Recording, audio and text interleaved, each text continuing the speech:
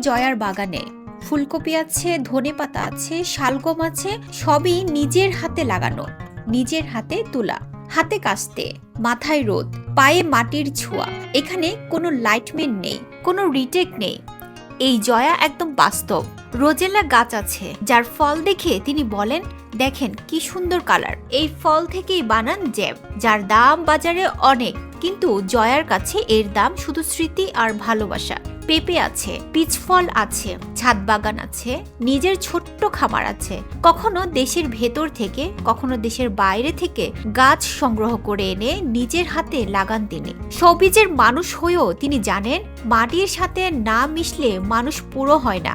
অভিনয়ের ব্যস্ততা শেষে এই বাগানেই তিনি খুঁজে পান শান্তি, ধৈর্য আর নিজের সময়। ময়লায় হাত, মাথায় রোদ, প্রকৃতির সাথে হৃদয়, কৃষি জীবনে শ্রেষ্ঠ। রেড কার্পেটের জয়া এই খামারে এসে নায়িকা থেকে হয়ে যান একজন সাধারণ কৃষক। তাই আবারও প্রশ্ন, কি নেই জয়ার বাগানে? না আছে কৃত্রিমতা, না আছে অহংকার, শুধু আছে মাটি, সবুজ আর সবুজের মানুষটার নিখাত কৃষিপ্রেম।